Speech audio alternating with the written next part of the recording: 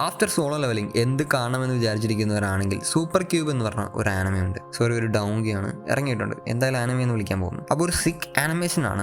Just absolutely stunning ആയിട്ട് ആണ് ഇതിന്റെ ഒരു ആനിമേഷൻ സീക്വൻസ് ഒക്കെ ചെയ്തിരിക്കുന്നത്. അപ്പോൾ സൂപ്പർ ക്യൂബ് എന്ന് പറഞ്ഞാൽ ഒരു മാൻവ, അതിനെ ബേസ് ചെയ്തിട്ടാണ് ഇത് അഡാപ്റ്റ് ചെയ്തിരിക്കുന്നത്. ബേസ്ഡ് ഓൺ മാൻവ എന്ന് പറയുമ്പോൾ അതിന്റെ ആർട്ട് സ്റ്റൈൽ ഭയങ്കര, എനിക്ക് തോന്നുന്നു ഈ ഒരു ഇതിലേക്ക് വരുമ്പോൾ വളരെ മോർ ബെറ്റർ ആണ് ആനിമേഷനിൽ.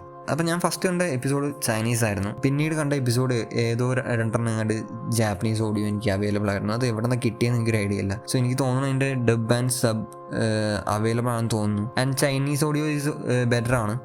കൊള്ളാം, നല്ല അടിപൊളിയാണ്. ടോട്ടലി 7 എപ്പിസോഡ് വന്നിട്ടുണ്ട് ഇതുവരെ. എനിക്ക് എന്തായാലും നല്ല ഇഷ്ടപ്പെട്ടു കണ്ടത്രയും. സോ ഇതിൻ്റെ സ്റ്റോറി എന്ന് പറഞ്ഞാൽ കൈൻഡ് ലൈക്ക് ഒരു സിമിലർ സ്റ്റോറി ലൈനാണ് സോളോ ലെവലിംഗ് ഒക്കെ പോലെ. നമ്മുടെ മെയിൻ ക്യാരക്ടർ കൈൻഡ് ഒരു വീക്ക് ആയിട്ടുള്ള ആളാണ്. അങ്ങനെ ഒരു ദിവസം പുള്ളി കുറച്ച് ഗാങ്സ്റ്റേഴ്സായിട്ട് ഒരു പ്രശ്നത്തിൽ പെടുന്നു. അപ്പോൾ ഒരു ഫൈറ്റിൻ്റെ ഇടയ്ക്ക് റിവറിലേക്ക് എടുത്ത് ചാടുകയാണ്. റിവറിൻ്റെ അടിയിൽ ചെല്ലുമ്പോഴാണ് അവിടെ വെച്ചൊരു മിസ്റ്റീരിയസ് ആയിട്ടുള്ള ക്യൂബ് നമ്മുടെ MCയുടെ ഉള്ളിലോട്ട് കയറുന്നു. തുടർന്ന് ആ ക്യൂബിന് ഗോഡ് ലൈക്ക് പവേഴ്സ് ഒക്കെ ഉണ്ട്. But different type of special stones ഒക്കെ യൂസ് ചെയ്താണ് അത് ലെവലപ്പ് ചെയ്യാൻ പറ്റുകയുള്ളൂ. അങ്ങനെ എങ്ങനെയാണ് അതിൻ്റെ ഒരു പവർ സിസ്റ്റം വർക്കാവുന്നത്. അപ്പോൾ ഇതാണ് ഇതിൻ്റെ ഒരു ബേസിക് പ്ലോട്ട് ലൈൻ എന്ന് പറയുന്നത്. ബട്ട് ഇതിൽ മെയിനായിട്ടുള്ള ഒരു ലോർ ഇതിനുണ്ട്. അത് നിങ്ങൾക്ക് പോകെ മനസ്സിലാവും. എന്തായാലും മാൻവ 323 ചാപ്റ്റേഴ്സ് ഉണ്ട്. അതുപോലെ കംപ്ലീറ്റഡ് ആണ്.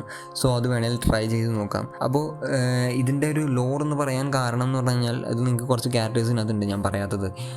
ഒരു ഇവൻ്റെ ഗേൾ ഫ്രണ്ടായിട്ട് വരുന്ന ക്യാരക്ടറും പിന്നെ വേറൊരു ആൾ കൂടെ ഉണ്ട്. വേറെ പേര് ചൈനീസ് ആയതുകൊണ്ട് ഓർത്തിരിക്കാനൊന്നും പറ്റുന്നില്ല.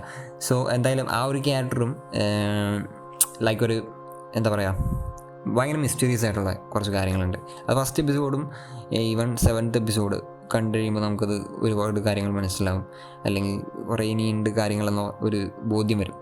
അപ്പോൾ എന്തായാലും നിങ്ങളത് കണ്ടു നോക്കുക. വളരെ എൻഗേജിങ് ആണ്. വളരെ കിടിലൻ ഫൈറ്റ് സീനും ബാഡാസ് ആയിട്ടുള്ള മൊമെൻറ്റ്സും കുറേ ഒക്കെ ഉള്ള ഒരു ആനിമയാണ് ഇതെന്ന് പറയുന്നത്. സോ അങ്ങനത്തെ ഒരു ആനിമ നോക്കിയിരിക്കുന്ന അല്ലെങ്കിൽ ആ ഒരു ആക്ഷൻ ടൈപ്പ് ആനിമേസ് താല്പര്യമുള്ളവരാണെങ്കിൽ നിങ്ങൾക്ക് ട്രൈ ചെയ്യാൻ പറ്റുന്ന ഒരു ഇതാണിത്.